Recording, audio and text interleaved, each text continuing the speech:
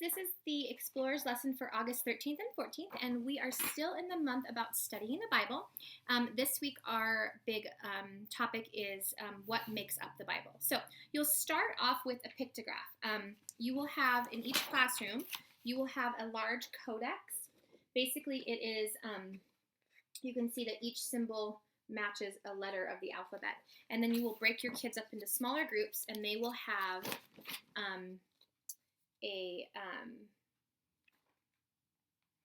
I'm trying to remember what I said.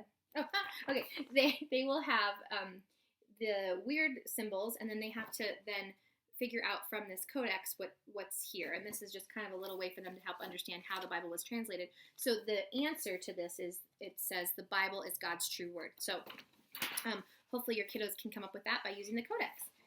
So then you'll break off from your activity into your Bible lesson, and this week we're talking about what makes up the Bible. So we're going to be spending quite a bit of time looking at how the Bible is composed and what it's comprised of. And so you'll have another PowerPoint presentation for that.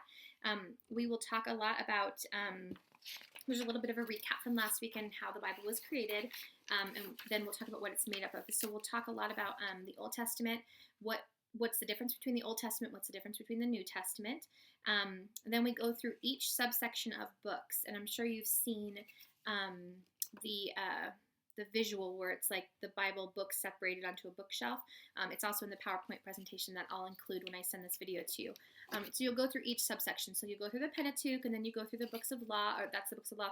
Then you go through the books of history and the books of poetry, the major prophets, the minor prophets. And then you go through the New Testament, very specifically through the New Testament. And the difference between the Gospels and then the letters, and then the book of Acts, the book of history, and then the book of Revelation, the book of prophecy. So the first chunk of your lesson is really just identifying what makes up the Bible. And you'll be taking the kids to the table of contents to help show them how they can navigate the Bible. So it's really important this week that each child has a Bible with them, so that as you're going through the books, they can look at the table of contents, or they can scroll through to, or they can flip through to a book of the Bible you're looking at.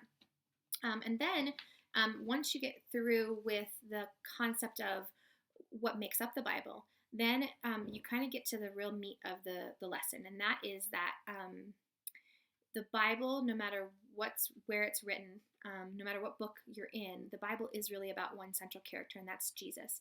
And so we really want to identify that the Old Testament is about the history of God's people and the foretelling of Jesus coming.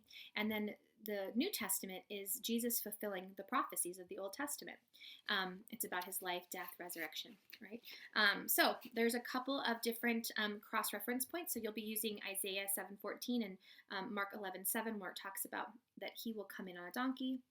And then you'll also talk about how he was born in Bethlehem from Micah 5:2, cross-referencing it to Luke 2:4-6. So we just chose two.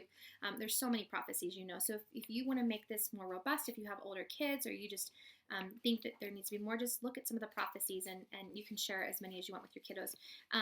The idea is that we come to the end of this lesson, and that the kids understand that these are just two of of the prophecies fulfilled by the life and death and resurrection of Jesus Christ, and that no matter where you're reading in the Bible, the entire Bible is about God's great love and his son Jesus. And so that is really the key for your lesson today. So your craft is going to be a bookmark. So you'll just have, and the bookmark has the Old Testament and books of the New Testament. You just have the kids cut this out, punch a hole, and then tie a ribbon through it. And this is something they can keep in their Bible, so they can help remember the books of the Bible. You'll also have the books of the Bible songs, both for the New and the Old Testament, on your DVD. So if you want to, today would be a really great day to go through that. And that is about it for your second week of August. Hope you guys are having a great time teaching the kids about the amazing book of the Bible. And next week we'll be talking about how we can understand and really trust that the Bible is God's true word. Okay, we'll see you soon. Bye-bye.